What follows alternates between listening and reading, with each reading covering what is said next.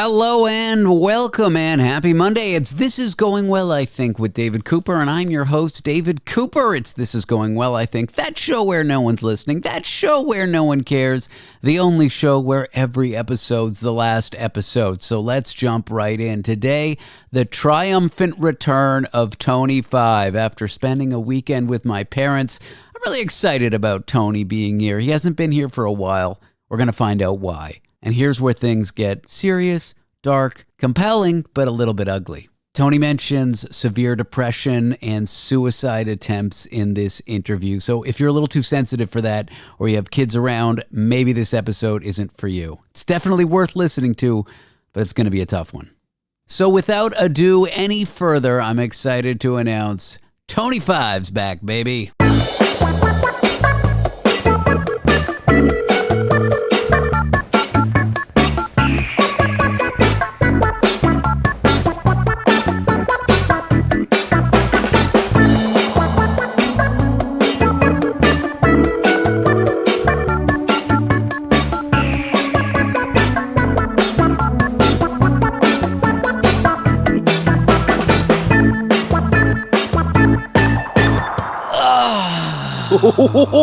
There he is. Look at David Cooper, my little sex god. How are you, sir? I am good. All the better for seeing you. Look, I've got a little lollipop. It's orange. Sounds like you. Weirdly, right?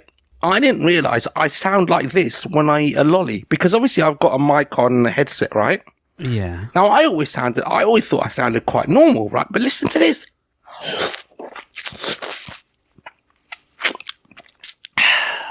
That's weird. Very sexual.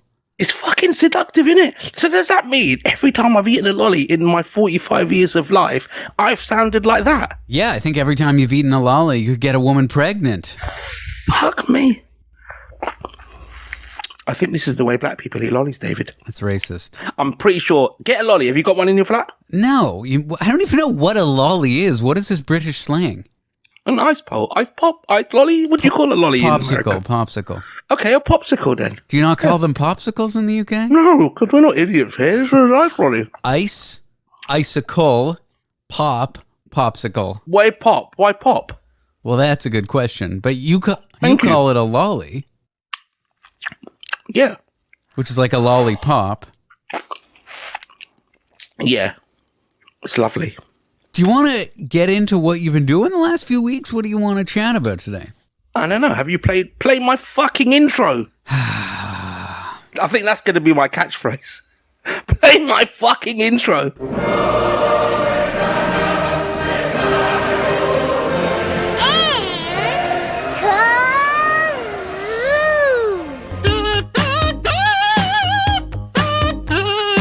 Brilliant, David. Thank you very much. So it's nice to see you. You weren't doing so great for a few weeks, months, years, who knows?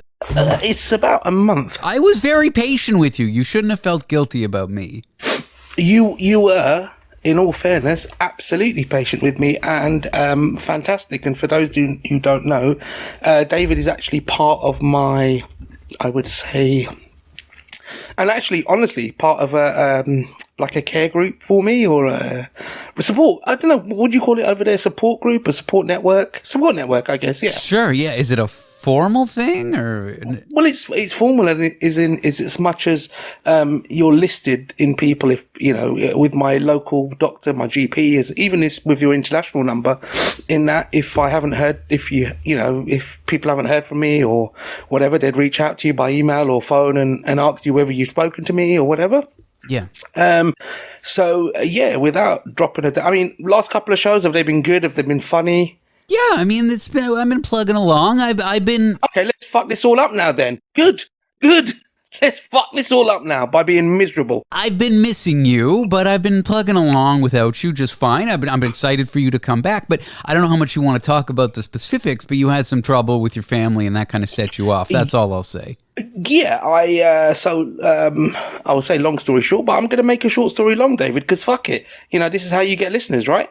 So I'm based in London, obviously, as you all know, and probably can hear from my Jamaican voice. I went over to LA to see an aunt who was very, very sick.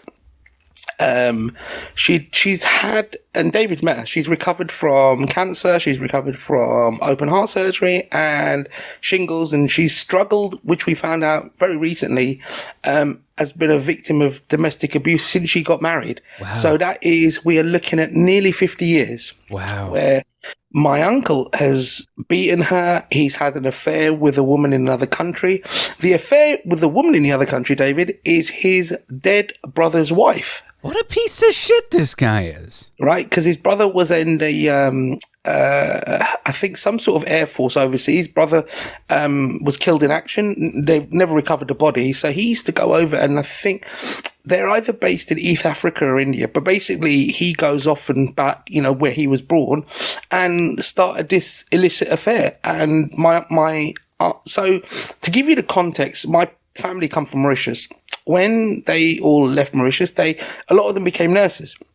So my mum came to England, and then afterwards people followed us. So my aunt came from Mauritius as a very young, very beautiful, I think 19-year-old, and met my uncle, who was a doctor there out in Scotland.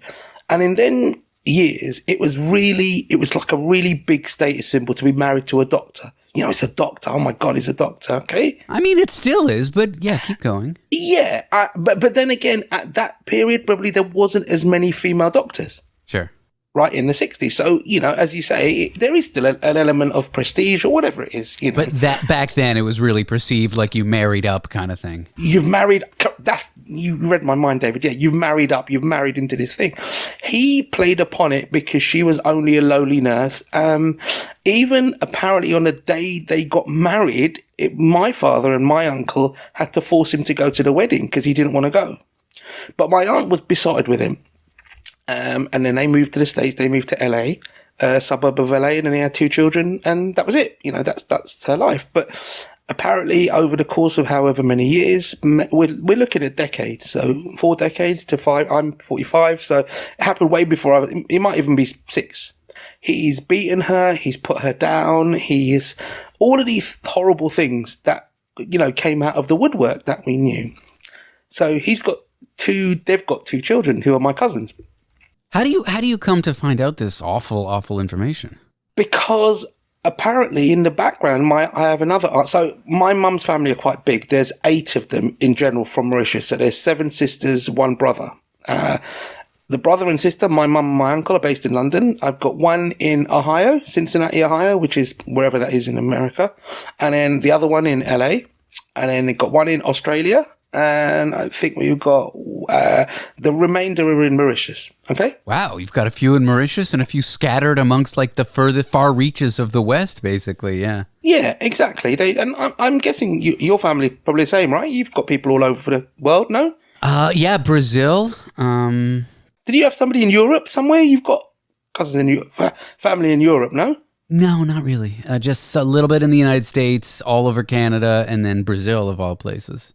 Oh, okay. States, Canada. Okay, fair enough. I thought, for some reason, there were more spread. Nobody in Australia for you? Because there's a lot of, there was a big sort of influx to Australia from multiple nations I think Jews are scared of spiders too much. No, I don't have anyone in Australia. All right, so how do you come to find out this really awful information? So my aunt, who was let's call it my aunt that passed away, was very close to my other sister, my other aunt, who's in the Midwest, who, again, has married well. She's she's married. She's been married to a cardiologist who's, from what I read about him, he's one of the top 5% of cardiologists in the world, like in terms of his research and knowledge. He lectures. He's done very well for himself. Okay. My uncle, who's the one who was with my aunt who passed away. This is actually very cathartic, David. I've not told the whole story. So it's very interesting that we're doing this and I'm being so open to you. So your piece of shit uncle widower... Yeah, is a doctor in LA, in a trauma unit or the ER. Yet there was an image sent of my aunt around the family. Dude, she looked emaciated. So this is a first world country. My aunt was, a jovial, normal sized woman. She had almost like her skin hanging off. Wow. And this is coming from the domestic abuse. It's coming from that malnutrition, the fact that she's gone into severe depression and has not been looked after. And he's a doctor. He said, no, she'll be okay. She's just miserable.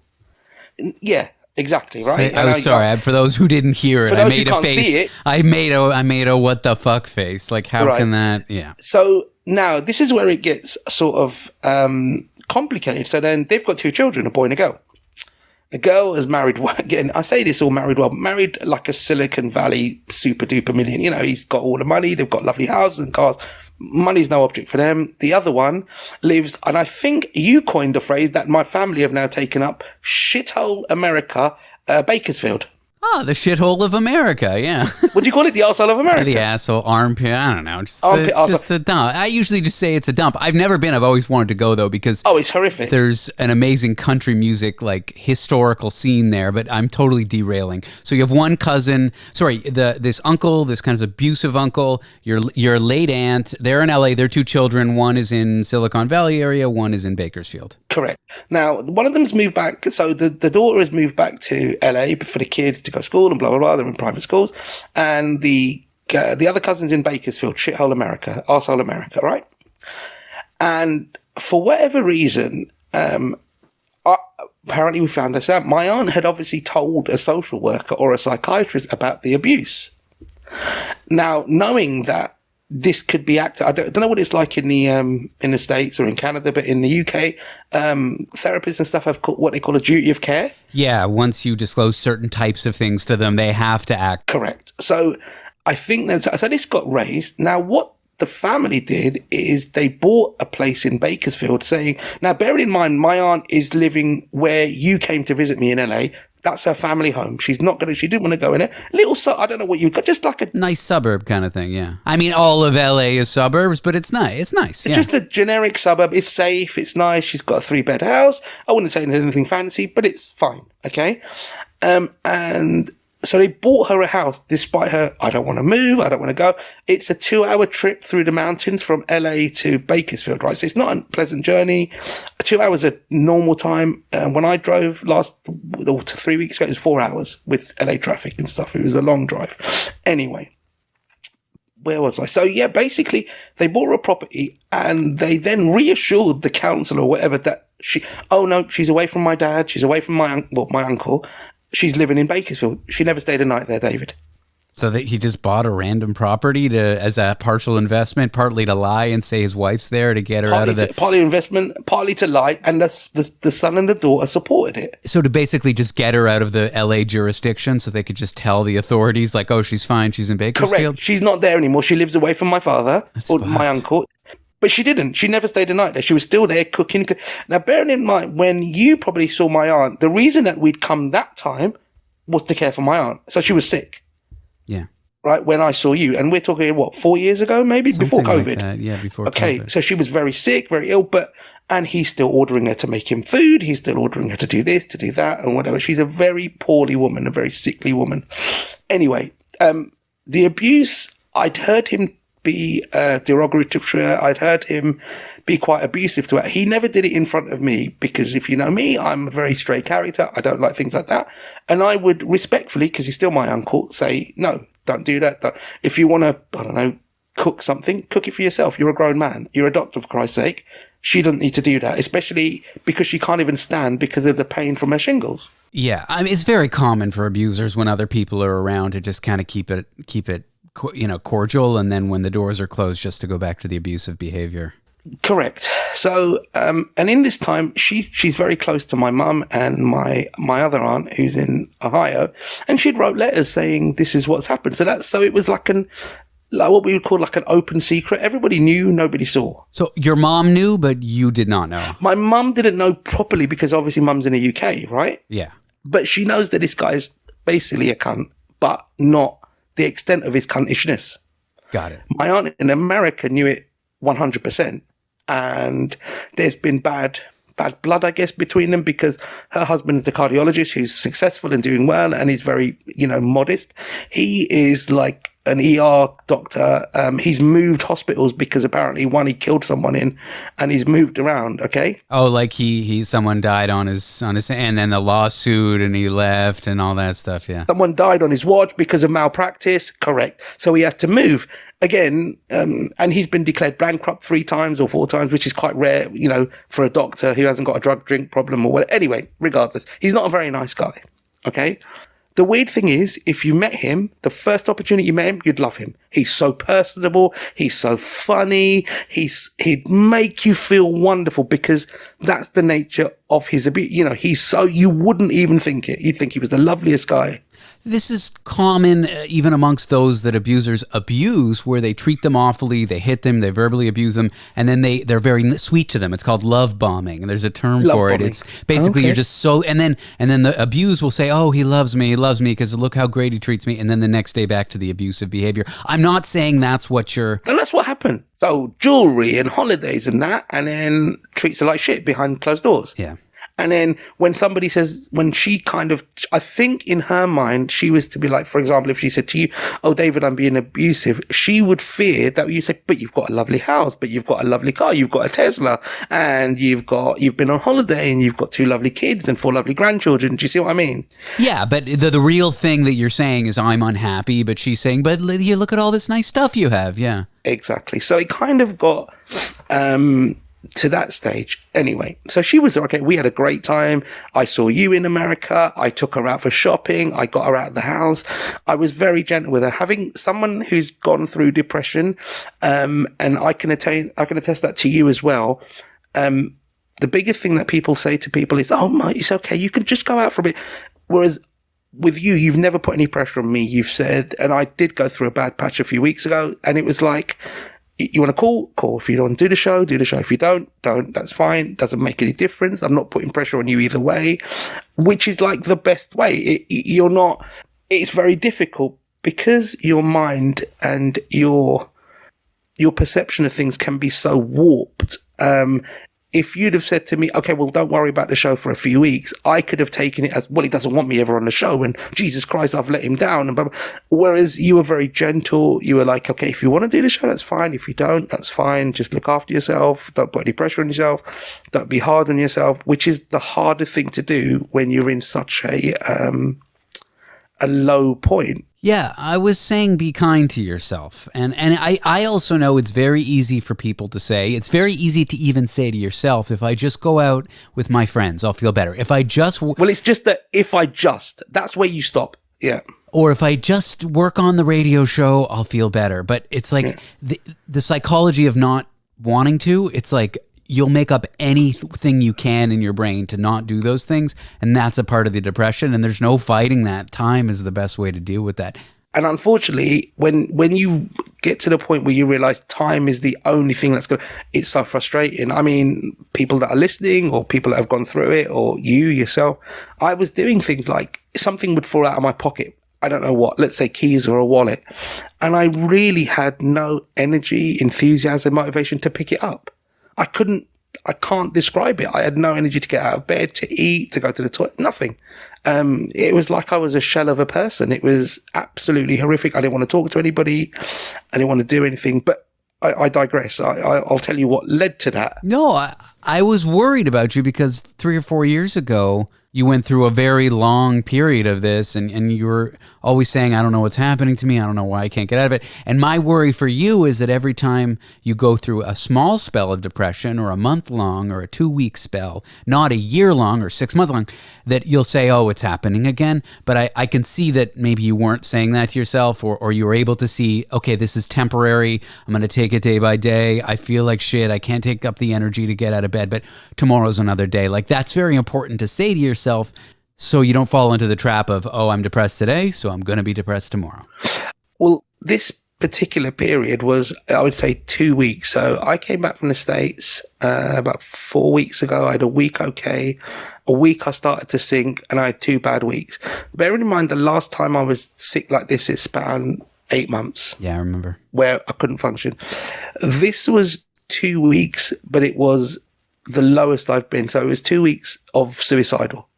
So if people are listening and it's a trigger, then obviously I'm sorry to say that. But yeah, it was very, very, very low in terms of, you know, I think they call it anhedonia, where you lose the thirst for life to do anything. But it got even now thinking about it, I'm sweating because it's really quite freaky. No, it's okay. I get sometimes, not often, not in a while, what's called suicidal ideation. I don't make any moves to... Correct plans, ideation. Yeah, I agree. But I start fantasizing about it, what it would feel like to... For me, the real fucked up one was when I was living in San Francisco. I wanted to jump off one of the bridges.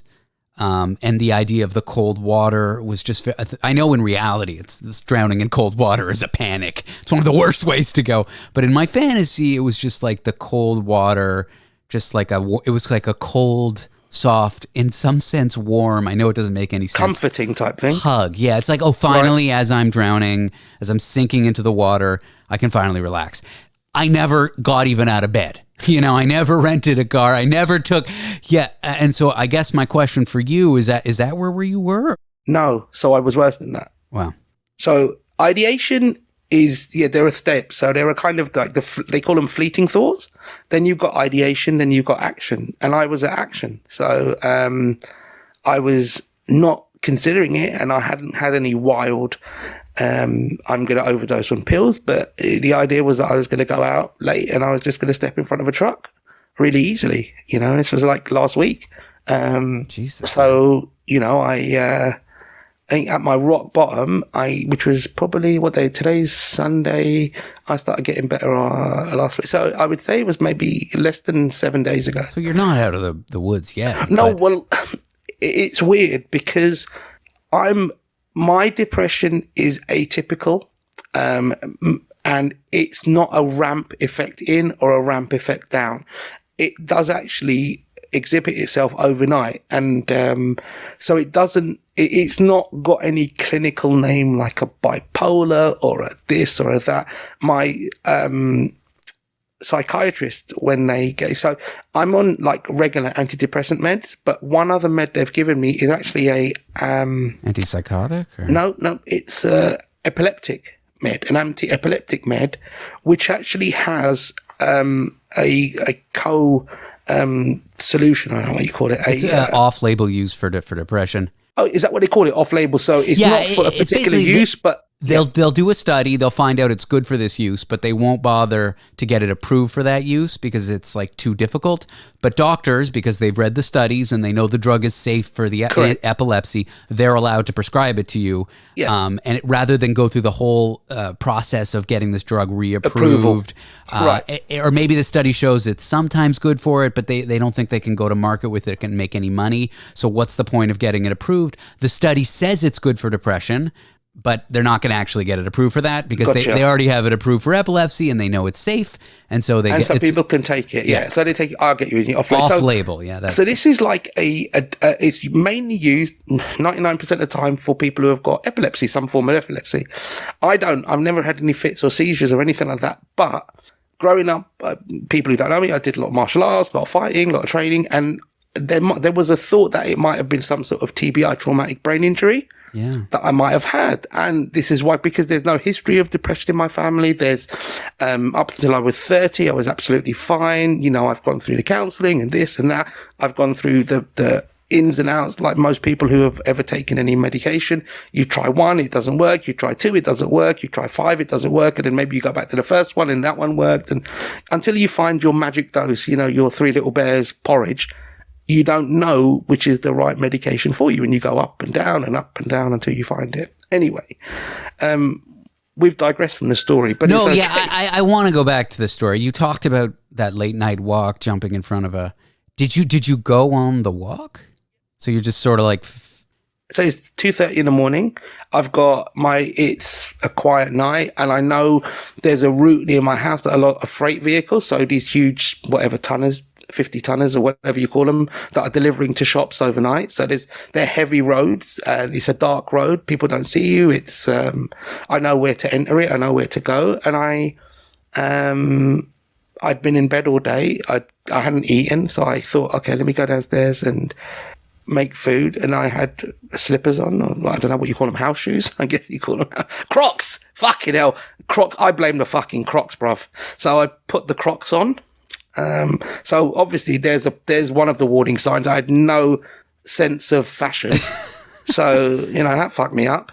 And I went out for Next a walk. time you go out and you look down at your feet and you're wearing Crocs, you have Crocs, to, you have that to just should say, be the signpost. I'm not in my right mind. I should go back. This is not right, Tone. This is not right. If you're in such a bad place that it's the courage isn't the right word, but you've worked yourself up such that you can go there, or even fantasize about going there, or get in a way where you can take that walk. What do you have to lose by dialing the police, dialing me, dialing a friend? Because now, if you ask me today, of course, I'd call you before I'd call anybody. Call my mum, call my friends, call anybody before I go out. The only way I can say is it's so difficult to say it wasn't me. It's a different person. It's me. You look at me in the mirror. I get it. So how do I explain that? And how do I not justify it? You've asked me a question and I want to give you an answer, but I can't because it's not logical. But then logic doesn't apply when you're like that. Clearly some sort of little bit Correct. of logic comes something. in because you went back home. You didn't. I didn't. What do you mean you didn't? So I put my shoes on, put these Crocs on, and it's, pitch black at night. So where I live, it's I'm in a small village, so they turn off the streetlights after midnight to save on light pollution and, to keep it whatever, right? So I'm of the darker persuasion, as you know. I'm wearing a black shirt and these black Crocs, and I'm walking. I walk down the road and I keep walking. It's very quiet. And then the main road is probably about maybe half a mile, 2 miles. And a couple of cars go past and I didn't say anything. I keep going. Yeah, I'm not walking particularly fast. I'm not walking without any particular intention. I'm just kind of just walking aimlessly, and I'm crying? Are you? No. I'm numb, I guess. I'm numb to it. I'm not sleepwalking. My intention was to go in front of a truck, but not of a brand I didn't like. Like, if I'd have seen an Amazon truck, I purposely wouldn't have done it. I was like, fuck Amazon, I'm not going to give them that satisfaction. But if it was like, I don't know, a Whole Foods, I don't know, like a Tesco, basically, a Walmart truck, I'd be like, okay, that's fair enough, that'll do. But so as I'm walking, there were some roadworks up the road, and then because they do a lot of roadworks at night, right? Because obviously it's quieter and stuff, they can shut roads. And there was a police car there, and just because they shut the road, and they weren't looking at, like, aggressively at me. They're thinking, like me, it's like 2:45 a.m. There's this random guy walking around, and he's got a hoodie on, he's got Crocs on. I think the Crocs probably, put me on a watch list. And the guy was nice. He goes, hey, you okay? And I said, no. And he sort of went, okay. He goes, heavy night? I said, no, I don't drink. I don't do any drugs. I said, I'm just not well. And I don't feel very well. And he goes, what do you mean? And he went, I said, I'm just, and I kind of stumbled my words, and I kind of went, I'm just not well. And I sort of slurred, I think. And he said, all right, come and sit down. Let's have a chat. And we talked, and I told him the story of LA, and I had just come back and I was probably a bit jet lagged. And then he asked me if I had any history of anything. I said, well, not of anything bad, but I have had, like, depression. I've had severe bouts of it that have knocked me for 6. And we talked about what I do for a living. He goes, oh, that's quite interesting. And I work in the security and law enforcement field, and he mentioned, so you could tell he was trying to get me talking, right? Just having a conversation, which is brilliant. Like the first thing they train folks who are on, rather than focus on the problem. And he goes, oh, that's interesting. What do you do? Where have you been? How have you been? Have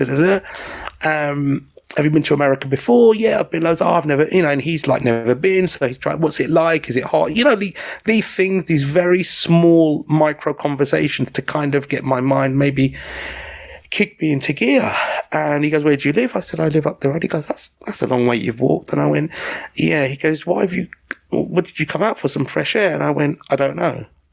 And I think when I said that, he kind of went, okay. He said, well, look, we're going to the hospital because we do a pickup there in the evenings. We make sure that he goes, why don't you come with us and just make sure everything's okay. We'll let one of the A&E. So A&E in English is called accident and emergency, which is your ER. Yeah.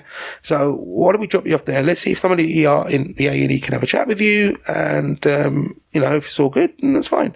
Wasn't aggressive, wasn't forcing me. I presume if I'd have said no, I don't know, he would have just gone okay. But at that stage, I was so pliable, I was so probably vulnerable that I just said, okay. And I wasn't driving, so he hadn't pulled me or anything. He didn't ask to breathalyze me, or you could see I was sober, because I was, and I didn't have any red eyes or anything. I weren't crying. Do you think he knew you were in mental health crisis? Violent.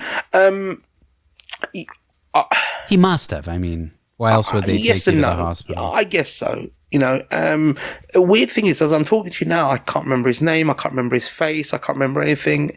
And my mind's playing on to me then, did it happen? It obviously did happen because I remember going to the hospital. But anyway, they took me to the local hospital.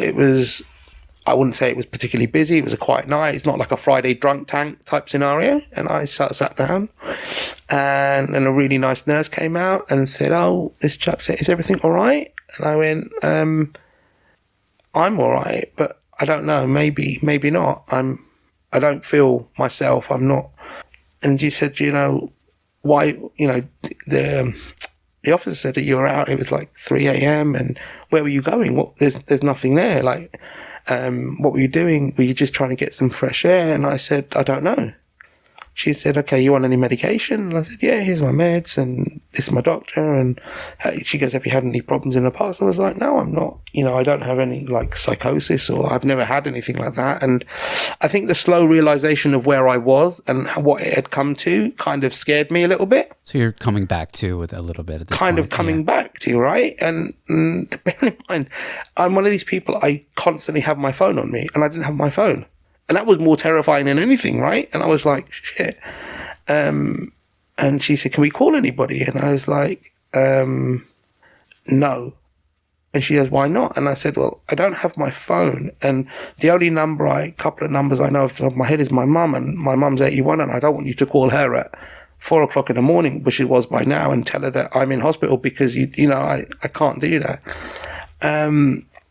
So she said, well, she goes, and I remember how she goes, I'm not really comfortable in you just letting you go back now. Would you, like she said, I'm on shift for another few hours. She goes, there's a machine there. You can grab some drinks, and, if you want a sandwich or something, we can give you some toast or whatever.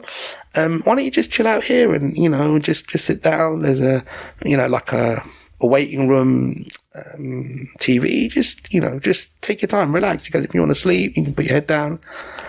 And I was wide. I couldn't sleep. So I just sat there, and I think for the next hour I watched people come and go, with injuries and kids screaming, and, where they've had like bad nights. I think it was about 5:30 in the morning. She was saying, I'm going off shift now. How are you feeling? And I said, actually, I feel a lot better. I'm like awake and whatever. And she said, okay. She goes, can we get someone, can we call now someone to give you a lift home? And I said, actually, I just realized I've got my Apple Watch on me, which has got Apple Pay. And I said, and I don't live too far from the station. I said, I'll just walk to the local station. She goes, are you sure? And I went, yeah. She said, well, there are two options. She said, I can sort of take this further and, make sure, but if you give me your word that you're going to be okay. And I said, I feel a lot better. And I genuinely did. I wasn't just saying that to get off it. I genuinely did feel better. And I did. I walked to the station, and I used my Apple Pay to get like a one-way ticket back to where I live in Letchworth. And then I walked home, and then I went to bed. And then, as strange and as sudden and as stupid as it may sound, when I went to bed, which was probably about 8 or 9 o'clock now, I woke up at 1 o'clock, and I was 100% fine, back to my normal, ridiculous, racist, ignorant self. Be kind to yourself, because this just happened and you need some time to recover. But it's such a simple story. You go for a walk late at night, forgetting your phone, underdressed. You talk to a few people. They kind of care for you as best they can, they can, given their job in the system. And they're busy, and they've got other things going, and you're right. But it's such what's a simple going on in your head through that simple story is chaos. Is utter chaos. Is not simple at all. Thank you for sharing all that. I mean, It's a simple story, but then life isn't a movie, right? Like you get used to it. Like life isn't, even though we're talking about this and maybe there are other people listening, life is just a bit crap and it's not a movie. It's great sometimes and it's not great sometimes. I know you've gone through it and I felt, never like that. And my heart breaks having heard you tell all this. I mean, I can Really? relate to being in a rough place, but I never so metaphorically speaking, left my home.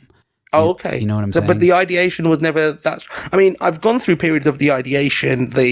Everything will be better without me. This will end if I end it. This will, and someone once told me, a really interesting thing was that, that suicide or ending your life is a permanent solution to a temporary problem. Sure. I think people they've got all these metaphors and memes for these things. And, at that time you realize, yeah, that's right. They call it the black dog and the black cloud above your head. For me, it is like someone's just put these glasses on me and I can't see. And I will be adamant that what you're telling me is wrong. So I'm now sat on a MacBook and I would say, that's not a MacBook, David. That's, whatever. That's a Windows computer. And you go, no, but Tony, it's a MacBook. No, it's not. And I believe it. So what do you do with somebody? Is that psychosis? What do you do? I think the cop had it right. Just kind of distract you with the various things in your life that aren't terrible. Correct. And just to get you talking. And all of a sudden you find yourself not fixated on those things you were fixated Correct. on moments ago. But 90% of people won't do what you or that cop did. 90% of people will say, what's the matter? Why are you feeling like this? Why don't you? Why don't you just? I don't know about the percentages there, but Well, I do think people do for that. me, I do my think life, people do that. I do think people do that. In my life, because of the nature of the job I do, because of the personality I have, because of the people I'm with, they cannot fathom it. Yeah. It's night and day. They can't understand. People that know me, even you that know me, know what I'm like when I'm like regular. It's almost like a bipolar, like a mania, which I've gone through it and I haven't got that. Yeah. But maybe I do have a mild form of it. I don't know. Maybe my normal self is absolutely manic and maybe my depressed self is completely depressive, but I'm not being treated for that. And that's not a diagnosis I've got. And I, as an engineer, one of the reasons why I find this or mental health, and having these conditions so difficult is because as an engineer, I'm not musical at all. I'm not artistic at all. And I really am envious of people that can see that have that creative side. For me, I need to know why. And not one person in the world can tell me why. Brains and emotions and feelings Correct. and thoughts don't work in such simple terms. I know Correct. in the moment you're thinking, why is this happening? Why? But What has happened? It's the premise of that question is maybe what's Correct. So people will say, did that thing in America, what happened? Well, yeah, you didn't finish the story. We so didn't finish we the found story. out that the uncle, very abusive. I know your aunt passed. How did she pass? Okay, so this is how it happened. So this backstory we've known, right? We have now, a picture has gone round to the family of my aunt looking emaciated. Yeah. Okay, my mum was a nurse. My mum said, you need to get her to a hospital. She needs to have intravenous feed. She needs to be looked after. If she's refusing food, she needs to have psychiatric help. Simple. Yeah. Oh no, let's see if she'll eat tomorrow. Oh, okay, we won't do it tonight. Let's see if she'll eat tomorrow. That happened for weeks, if not months. Okay? Then it got to the stage where it got so bad that I had spoken to the cousin and said, and I was quite aggressive and loud, which is what I usually am when I need to get my point across. This is ridiculous. Get her to a fucking hospital. Okay? Knowing that in England, you can get to a hospital, whatever people criticize about, we have an NHS, it's free to go in. In America, apparently it's slightly different. You need to pay for things there and it can be very costly if you haven't got insurance. Insurance doesn't cover you for 100% of what you're in there for. I didn't realize that. I thought insurance was insurance, that it covers you for everything. It's a mess, man. So I didn't know that. Bear in mind she was so sick, they said, we've taken her somewhere. We then found out they'd taken her to something called an urgent care clinic. Okay, these are just sort of like medical clinics. These aren't hospitals. Yeah. which when I Googled it said these are the sort of places where you get vaccinations and where mothers go and get nappies or if and shit it's a like minor, you know, minor injuries clinic. They could set a broken bone, you know, they could, Correct, but they're not going to treat somebody. Or like a laceration. Let's say you need a couple stitches, but if you're in a car accident or you need operation or life or death, you don't go to an urgent care clinic. Correct. And this was a completely inappropriate place for her. Okay. Yeah. And she had one IV bag of fluids. She needed multiple bags. I mean, we're talking inpatient stay, long-term stay. So she went back. The next call we got was that she was admitted to a hospital because she couldn't breathe because her lungs were collapsing and so on. At that stage, my mum said, okay, she told me I'd like to go. I said, okay, I'll take some time off work. I'll take you. Mum's 81. She can't travel on her own. She wouldn't be able to get through the airport, all the app stuff. She wouldn't be able to get from LA to Bakersfield. So in the course of 3 days, I'd booked flights. I'd taken time off work. I'd booked flights to take my mum. We have to get an ESTA visa now, so you have to apply for that. I can travel easily, but mum can't. So we literally just went. I'd finished work. So this was the story. I'd finished work at 9. So I was on call. I finished work at 1 a.m. I drove to my mum's in London, got there at 3 a.m. I drove from mum's to the London airport, which was 5 a.m. Our flight was at 9 a.m. We flew for 12 hours. Arrived in Bakersfield. I drove the 4 hours from LAX airport to Bakersfield. We're now about 11 p.m. in the hospital, outside the hospital. She's in ICU. We get to the desk and said, okay, this is my mum, this is me. And there was something not quite right. We couldn't work out what was going on. And the reception or the security guard said, I'm really sorry, but you're on a list that says that you're not allowed to enter the ward. So the abusive husband basically blocked you from visiting. Correct. Yeah. So we're now 11 o'clock at night. My 81-year-old mum is out in 40-degree Bakersfield heat. Can't see her sister, even though we're 10 meters away from her. We're at the reception. And you've flown across the country. And I've flown across the world. Yeah, to get that. Not including the time, but the cost, David, because we had to get it in a week. Yeah. Yep. Now, my mum is sitting there. She's kind of in like a sort of, what do you mean? She said, well, we will let you see her because, she's got her own bed. You're not going to disturb anybody. But the son has said specifically, named, not just anybody, not like no one can visit, and no visitors. These 4 people can't visit. So it was my uncle and aunt who were in America, me and my mum. Is it just because they're sort of protecting their father, or? You tell me, David. So she deteriorated. Like, I don't want to say that her husband killed her, but I will say this: she completely. No, you're fucking right. They all killed her, David. They've all got blood on their hands. Well, yes. What I mean to say is her health deteriorated under their watch and under his abuse, which, Correct. In the colloquial sense, they killed her, but I'm not accusing them of murder is all I'm saying. So that was the night. So this is the night I arrived. Sorry, I hit the mic. This was the night I arrived. So it was like a child. We were getting notes sent down via the security guard, scrawlings. I'll send you a picture of it later, saying this person they are not to be allowed tonight. If she can come tomorrow morning at 10 a.m. But Tony, is not permitted to come specifically. So your mom, but not you. My mum, but not me. Is it because you spoke up in defense of? Correct. And I was quite adamant as to what they were doing. I said, this is not right. Yeah. What you're doing is not right. My aunt is not. You need to be doing everything you can to. I feel like, given the choice, you would rather your mother have the opportunity to visit than you. It's her sister, and yeah. I'll tell you what happened. So then so we go back to this hotel. Bear in mind, I booked a normal crappy hotel, like a Holiday Inn, essentially. I don't think there's any Ritz-Carltons in Bakersfield. Well, there isn't. So the idea was that when we go to the States, Mum would be with her sister every day. I would just be out. It would just be a room. Okay. And it was fine. We had breakfast, whatever. Got up, drove to the hotel, drove to the hospital, which is about a 15-minute drive.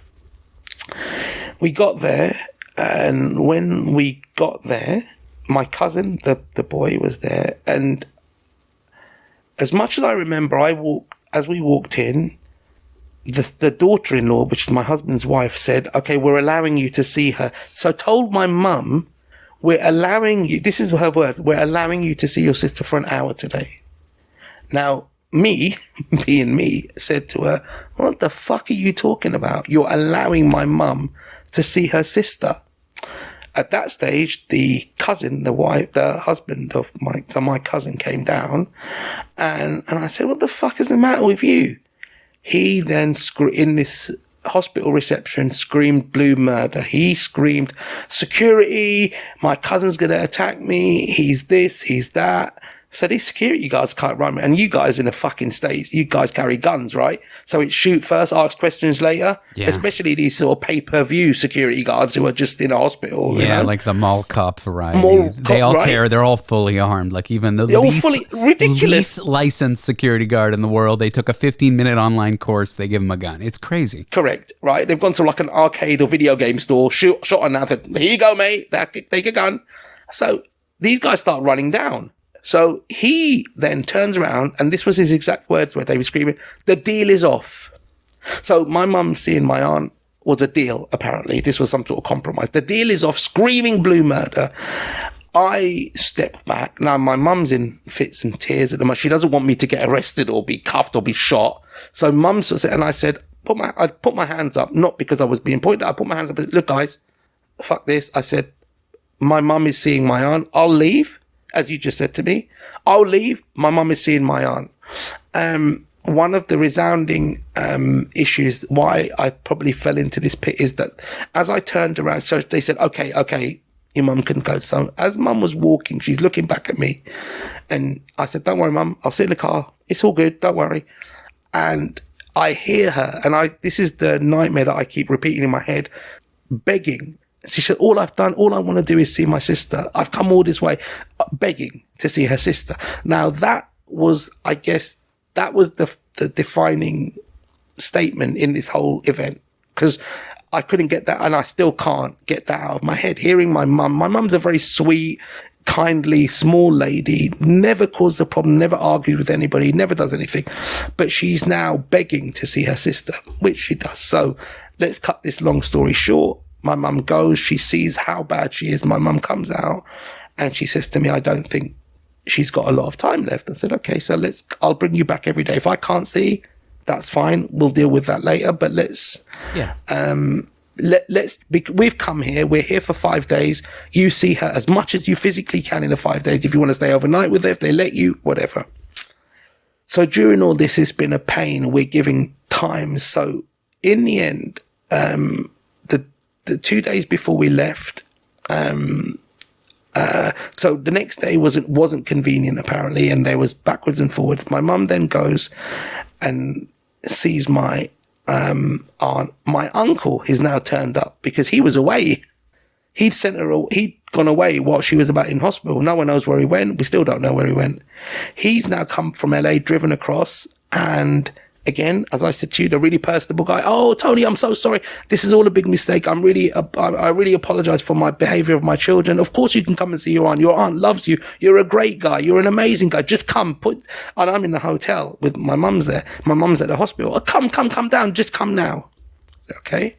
I said, are you sure it's not? Yeah, no, listen, I've told the guys at the front, you're not on any list. Just come down now. Your aunt loves you. Wants to see you. She wants to hear your voice. Brilliant.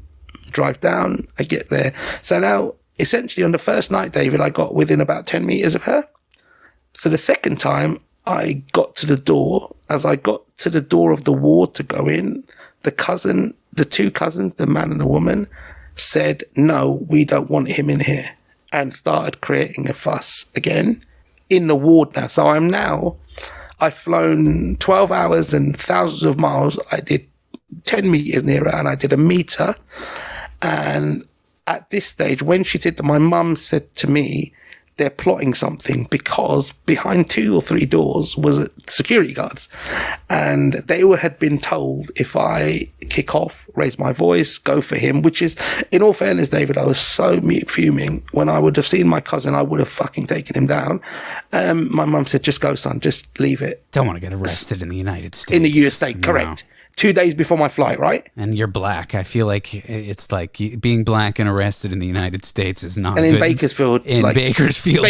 I mean, it's getting worse, right? Each time we make a statement, it's getting worse, right? That's a bad scene. I would not wish that on my worst enemy. So my friend who's in the States said the exact same thing as you, mate. That's not the place to do this. This is not the place or the time. That's the big leagues of criminals. That's like you better have killed someone to deal with prison in Bakersfield. Correct. Right. So I said, look, just fuck it, leave it. So my mum said, okay, I'm going to go. So that was the last time we went, because the next day my mum said, I'm not going to go because they're all there and they're saying all these things about you, and which is just obviously not true. And I said, oh, fuck it, don't worry. So the next day I took my mum to see Indiana Jones and the Dial of Destiny in a mall, and we went to a wonderful place called the Olive Garden. Fuck me, David. Can you get sponsorship by the Olive Garden? This place is amazing. Hey, your family there, Tony, your family. Right. So we went to the Olive Garden. Fucking amazing. If anybody's listening, get that little Parmesan bread and the soup. Amazing. Listen, let's not messing about. Olive Garden's amazing. So are you there when your grandmother passes, or you were back in the UK? We then, next day... your aunt, not grandma. My aunt. Yeah. We, next day, got a car, drove to LAX. We haven't heard anything from them, apart from the uncle who was enamored by me the night before and who asked me to come, and I was amazing, sent a message to my mum saying, I think you better leave. Your son's a criminal. If he comes to the... for those who are not listening, David's doing the same face again. The what the fuck? Don't you have like a government clearance where if you like sped 1 mile over, they take it away? Like, you're the furthest thing from a criminal I know. Correct. But they don't know that, but whatever. Anyway. Well, it sounds like they only care about them fucking selves, like classic abusive narcissist assholes. People. So my mum said, I don't want you to go there. They're saying all this about you.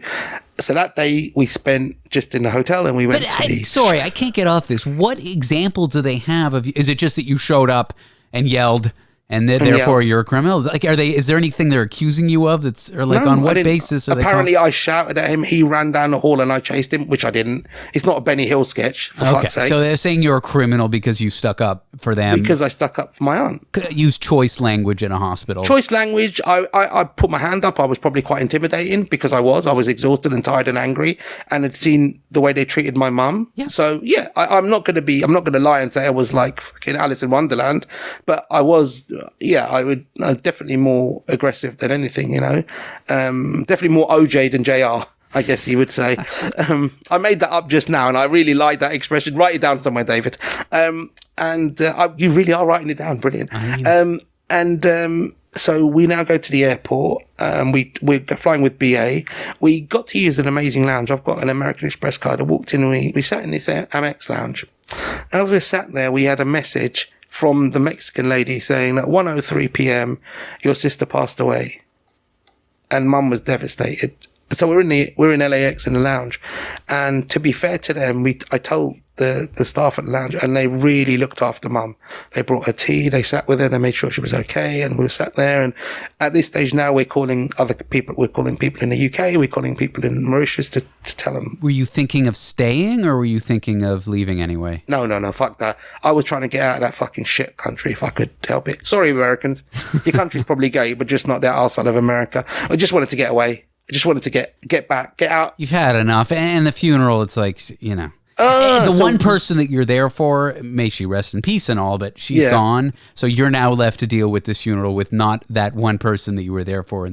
Which I'd never seen. So So you come home and you're watching your mom not happy about this. Not happy and trying to defend me to other people who have heard this warped story of what's happened.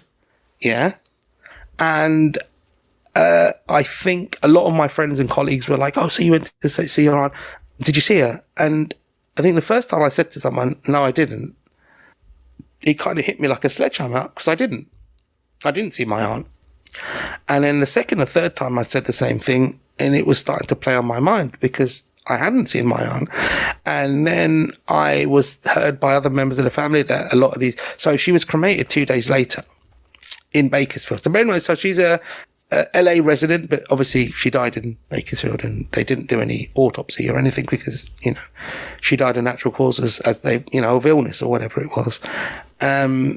Whilst I was there, and the irony is, whilst I was banned from being in a hospital and I had to sit in a waiting room or sit outside in the car park, because they'd sent these security guards out to me, the security guards were coming out thinking I was some sort of fucking thug. And then when I came out, I was articulate and I spoke to them and I apologized if they was in it, and they were like, well, we can't understand why you're not allowed to see.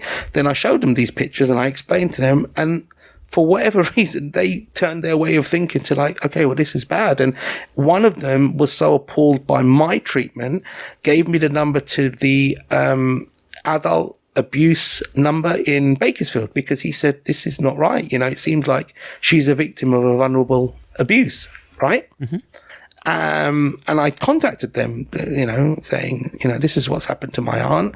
I'm not telling you, just as you said just now, rightly, they haven't physically killed her, but their abuse or their lack of action has contributed to her dying. You know, their neglect. Yeah, her health deteriorated under their neglectful watch. So it's neglect. So it's vulnerable adult neglect. So she had all of these diagnosed conditions plus this clinical depression, which was medicated for. So she needed extra care, which they never gave her. It turned out that they told somebody else that the cost of her care over that period, just the period where she had to go into the ICU, was near $1 million, apparently. She had some insurance which covered most of it, or yeah. They only pay 80%. So the family or whoever it is are still liable for this 200 grand. Jeez. So the longer you keep her in, the more it's going to cost, right? We then also found out that that day that we left, that they'd switched off the machine. She was unconscious anyway, but she wasn't in a coma. She was sort of the ventilator was helping me, but they turned off the machine. My mum, as a nurse, said that it had gone on too much. And as much as, so there's a lot of questions still around how, why, what happened, which we will never know because there was only 3 people in that room. Okay. So I've got back at work, and I throw myself into work, and I work a very, it's a very intensive job, working with different people, working with things. I had scheduled to speak to you. There's lots of things. My calendar's full of stuff. And then it just turned one night of lack of sleep turned into 2 nights. Okay, let me just stay in bed for an hour turned into 3 hours. And then it was, okay, I won't eat today turned into I won't eat every day. And then it turned into, quite a severe, very low, very, very low point where I just, I lost interest in everything. I couldn't watch a TV. I couldn't. I was reliving what happened. I could hear my mum begging to see my aunt. I couldn't see my aunt. I was so stressed, you know, landing in a different country, driving 4 hours on the side of the road, the cost of it, you know, the week I hadn't worked, that I'm trying to, you know, I'm coordinating work from LA to people in London, you know, and I'm doing that all the way through whilst dealing with this. I couldn't essentially show any level of grief or anger because my mum's there and my mum's priority about her. She's lost a younger sister. Sounds traumatic, Tony. I mean, you went through something traumatic. And that's what the counsellor I spoke to and the police officer I spoke to said, you've been under a lot. This is trauma, dude. You know, this is what's happened isn't just, I told it as a story just while we were sitting in the car. And it's not a normal story. No rational human being should have to go through something so traumatic and watch their mother, who they love. And I was the only person I've got, right? So it's, if people don't know, it's just my mum. My dad passed away a long time ago. Well, a few years ago. My brother passed away when I was very young. And bearing in mind, it was 30 years since my brother died that month, weirdly enough. So that was on my mum's mind anyway. So all of this stuff happened. It all rollerballed in. I then landed. I've gone to my job. Everybody's piling onto me because I've not been there for a week. Can you do this? Can you do that? So I'm doing that. I realized things were wrong because I didn't unpack. That was when I knew something wasn't right. I'm a very clean person. When I got back, it's usually bags open, clothes to be washed, all the little crap I have, put it away, whatever. I bought some gifts for people, fucking fridge magnets or whatever, and I hadn't taken it out. After 2 days, 48 hours, when I saw that I hadn't, it built up. and it built up, and it built up, and then it was 1 week of what you would call the ramp down. Then it was the 1 week of the lowest mood and period where, like, I didn't see anybody. My friends were worried. You were worried. That was where you'd text me. And then the walk at the end of that week where you met the cop. Yeah. So I mean, it's weird because I've got my iMessage up, and I'll tell you exactly. You said, "Hey friend, how are you doing?" And I love you, buddy, pun and pun. And then I wrote, "Hi, sorry I haven't been in touch. I've been very low this week, dangerously low, slowly picking up." And I wrote that to you. But before that, don't feel good. I'm looking at it's weird because I can't remember these messages come through from you, but they did because I read it. And I wrote, "It's just like a total exhaustion has come over me. I'm trying my best to pull out. I had an emergency. You asked me, are you going to see a therapist? I did, but I didn't turn up because I couldn't. And I said, you sent multiple messages saying, can we tape at 5? Can we tape at 9? Can we tape this? Can you do this? And I hadn't replied to you for a few days. And then I wrote, I'm so sorry, I haven't been sleeping. So it's weird. Looking at the messages that I've sent to you is actually a characterization of what's happened. Because I'm looking at, hi David, it's been a very rough few weeks. I've been very low. So I think it's the 10th of July. So what are we now? 30th of July? Yeah. So it's very raw.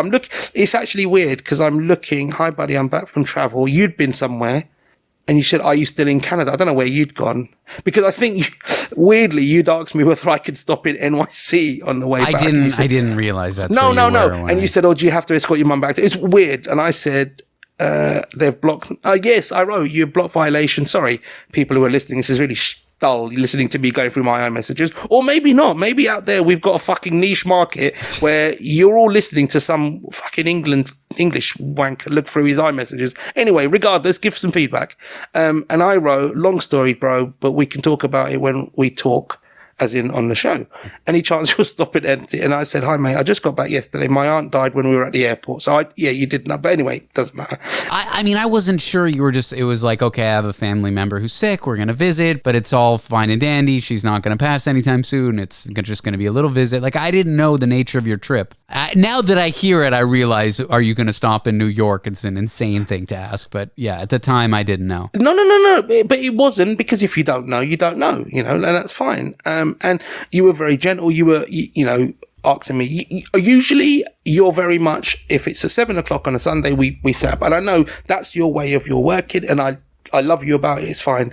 And then when you realize I bump a few times, I think you get, maybe there's an inherent gist because you know me well now. And then you would say, if you're not feeling it, that's total. And then you'll say something like, okay, we can meet on Zoom. We don't have to do the recording. We could just have a chat. And then you'll go to just text me, and then I can see, as I'm reading it, I can see how you understand. And then I think something kicked into you because you said, okay, just remember to do your best to take care of yourself. Don't feel guilty. Don't have anxiety. I love you, buddies. So I think at that stage, you've probably realized, because I'm not replying to you. Yeah. You've then asked me how my session was. You've focused on that, and you don't ever ask again about taping. And then I've not written anything, and something you've typed might feel like it will never end. You've known, because I've not written it. So something inside you. The next time this happens, you may not be able to picture it, but you'll at least know, I've been here before. I felt like this very strange, funny feeling, like I don't know what's happening to me and I'm feeling impulsive, and I somehow didn't go through with it. And then I was glad that I didn't, and those who love me were glad that I didn't. Like, you could at least play that in your head, or at least try. I'll give you the Apple Podcast answer, and I'll give you the real answer. The Apple Podcast answer was, sure, David, no problem. The next time I go through this, I'll do it. The real answer is, you don't know. No. Because your brain's not functioning normally. Correct. Yeah. So the Apple Podcast answer, the one that will go on your sound clips, is, of course I'll do that. The real answer is that the next time there might not be a police officer, and I will get hit by a truck, or I will jump off a cliff, or I will hit a train. There are things you can do now to prevent that from happening. You know what I mean? There's ways in which you can take care of yourself now, so that the next time you're in that headspace, you'll have a structure in place to prevent you from... Such as? I don't know. Well, that's the problem, is that is that... But my lack of ability to come up with something in 3 seconds doesn't mean there isn't something, Tony. No. I agree, but there are people that have said that, and then they've had days and weeks to say, how would we do it? My sister is a surgeon, and when she found out what only 3 people know, me, you, and obviously the audience of this podcast, so that's another one. Yeah. So we've got 4 people worldwide that knows what's happened. Mum, not the full story. My sister, everything. You, pretty much everything now as well. And obviously that one listener who, to be fair, he's probably sat in a bath playing with themselves, right? Likely. So I love that likely. That was a very good likely. I don't think I've ever heard you use that tone, the phrase, or the pronunciation of that. I really like that. It's quite nice. Even a broken clock needs to be thrown in the garbage. Now, correct. I do think there is a way, Maybe, so the next time you at least reach out to a professional, at least have that check, like at least set it up, so that you run into, metaphorically speaking, that cop again. I know it won't be the exact same cop, but someone to just wander to the psych ward, wander to the hospital. What brought you out of it was distraction. So just okay, I need a distraction right now. There are ways in which I'm not saying it's 100% preventable, but I'm saying there are ways so that next time, it didn't happen overnight. You found yourself slowly slipping. Yeah, the body and the mind have this amazing capacity to predict what you're saying and push you away. So what happened was, I didn't so for example, you are probably one of the closest people to me. If I turn off my phone and don't answer messages, that's an avenue shut for you, right? And don't answer an email. Or you said you booked an appointment with a shrink, but then as you spiraled, you don't show up. No, I get it. We have self-deception is the word, and humans are very good at it. Yeah. Yes. Well, I've never heard of that. So, for example, my brain, I speak about me in the second and the third person, but that person is so fixated on ending the pain he's going through, is that he becomes so deceitful and so clever about it. And yeah, I've eaten, it's fine. Or no, I've slept. Don't worry, David. Or yeah, I'll go to the counsellor tomorrow. Whereas there's no intention to. There's no intention to move along from that. There's no intention to make myself feel better. There's no intention to kind of say, okay, and reaching out. Yeah, if I had. The only thing I can describe is it's like if you're in a car accident, the microsecond before you hit that tree, you have this realization, well, I shouldn't have got drunk. It's far, by the time it's gone too far, it's far too late, which is why, when I read about suicide, when I read about people that have done stuff, when I read about people who've got severe depression, I completely understand how helpless it is unless you have a huge support network and unless you're in a huge family and you're not alone. And it's true, being not alone, it is probably the solution, because people are watching you, you're being monitored. So had I gone to my mum's and stayed at my mum's, or gone to a friend's, or I don't know, slept on your floor or slept on a friend's floor, then yeah. Well, why not next time when you feel this starting to deteriorate, stay with your sister, stay with your mother, stay with me? Because the sensible thing is to do that. But my mind and my body are saying, I don't want to be with anybody. I completely relate to that. I don't want to see you. I don't want to see anybody. You're going to annoy me. And then that's half it. The other half is, I don't want to bring you down. Oh no, David suffered from this before. Oh God, I don't want to go all the way to New York and bring him down. I want to be brought down by this because I'm here to help. Correct. But then, again, we're having a conversation now. You're having a conversation with a different Tony 5. Whereas you're probably having a conversation with Tony 4.5 before. So what do? How do you get, because you don't know Tony 4. You know Tony 5. Don't know, but there are people who have gone through this who have found things that work for them. Yeah. And just, I think a number of times I've asked you the same question. You went through a low period recently. It hopefully wasn't as bad, but you've spoken about periods where you've had very low points, stuff to do with addiction and stuff to do with trauma as well. And I've never been addicted to drugs. I've never taken prescription meds. I've never done things like that. So I don't know what to do apart from doing the best I can, which is to call you up and text you all the time and try and make you laugh by saying something inappropriate. That's all I can do. Had it got to the stage where Miranda says, David's in a really bad way, yeah, I would have come over. I would have stayed in a hotel nearby and just sat on your floor, like you said. And maybe that's what I needed to do. But then if I'm talking to David, I'm coming, you say, no, Tony, don't come. No, I don't want you to come. Well, what do we do?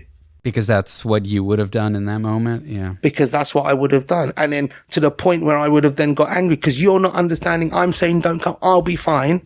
My mum's saying, I'll come and sit. No, don't come. My sister's saying, come to me. No. And then it's a circle, right? Because then I'm a bad person because I'm saying I'm pushing people away. I don't need you. I don't need you to come and cook me to eat, help me cook to eat. I don't need you to call me up. I don't need you to send me memes, and I don't need you to send me, these wonderful statements as you can live your life or send me Bible passages. I don't need it. Why were you willing to engage in a conversation with that police officer? Because I guess there must have been something. I didn't. Because if you were really hell-bent on... I didn't. I wanted to walk past him, but there's a sense in me of authority and discipline where he said, excuse me, sir. And I turned around. Had I carried on walking, it would have been very rude and it could have escalated into something ridiculous. If you were... you could have crossed the street to the other side. You could have very easily avoided them. No, I couldn't because the road I was on, remember I told you they were closing the street? So I had no alternative. Literally, by the time they'd seen me, I'd seen them because I was a lone figure in the middle of the night. It was very obvious, and I was walking along the central street. But when they started engaging with you, you could have just said, "I'm fine. Just going for a walk, getting some fresh air. I live down the block. I'm just going to go to the end of the street and go back." And I did do that, but there was probably something that flagged up in him that realised I was lying. I did. I didn't say, oh, by the way, I'm going to that street up there to throw myself in front of a truck. I didn't obviously say that. I said, I think my initial answer was probably, yeah, I'm okay. I'm all right. I'm just out. But when he said, oh, why? And the answer would have been, I'm just getting some fresh air. I've had an argument with my girlfriend. I've shut the bed, whatever. Yeah. But I didn't. I just said, I don't know because I didn't know. But I'm saying something in you, like you could have gotten out of that situation easily. So I'm just saying that kernel of maybe it's a natural self-defense. You're right. Maybe it's a natural self-preservation that we all have. That kernel of being willing to engage with people, saying that was there for you in that moment, and that's what you got to find. Correct. And did I need to go out to kill myself? Probably not. There's hundreds of thousands of ways to do it in the house, isn't there? Sure. But I get the brain's not functioning. But then, it's like, you're talking to a... What makes you feel like this week you're 100% better? Is it just that you hit the rock bottom? Like, what changed? I don't know, because how can I justify rock bottom? But I'm back to myself. I'm functioning. I look forward to speak to you. I even sent you a message 2 hours ago saying, here's a 2-hour warning, which is what I normally would do. I set up this to talk to you. Just don't overcommit to stuff at work. Feed yourself, sleep properly. Yeah. That's part of being kind to yourself. Be kind to yourself during the recovery too. Yeah. Like now it's 10:15. I've got a 6:00 start tomorrow. Normally we initially scheduled this for 10, which would mean, fuck me, have we been talking for an hour and 15 minutes? We have. Christ. Oh man, the next show we do is going to be real shit. We're going to have to talk about poop and masturbation. And we could leave it at that, Tony. All right. Thank you for sharing all this stuff. I want you to get to bed. I want to make sure you get 7-8 hours sleep. Oh, can't we talk about you being a Jew or me eating chicken or something? L'chaim. There you go. That's what you needed. This wasn't the best podcast in the world, but I guess it was. I appreciate you sharing that all. It's very... Do you know... What do I say to you? You always come back to the phrase that you said to me. If you can't be funny, be real. Yeah. A piece of shit said that to me when I was doing stand-up. That's always sat in the back of my head. That's why I've never worried. That's why I always tell you, you're very anal. Oh, have you got anything prepared? Have you got, write this down, put it on a fucking Excel sheet. Never about this show, about the radio show, yes. Yeah, the radio show you did, right? But for me, and it's different. I didn't know how much work you're doing it.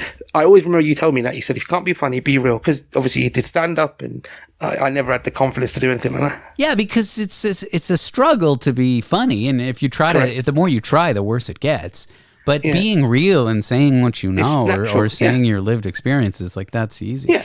So, like, a very like shitty human being who was around when I started doing stand-up comedy told that to me about being on stage and doing a stand-up act.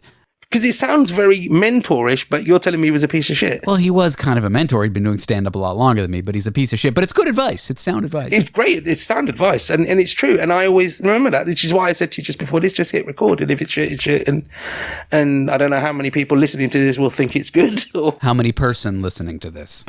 Yeah.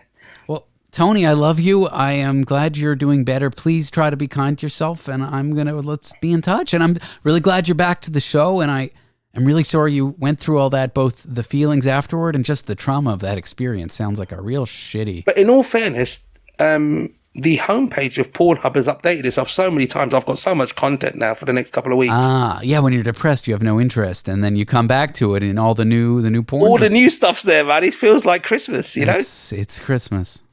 And, and I've saved a hell of a lot of money in petrol. I've not gone anywhere, so it's been great. Yeah. Tony, I love you. Thank you for being here. All right, dude. See you later.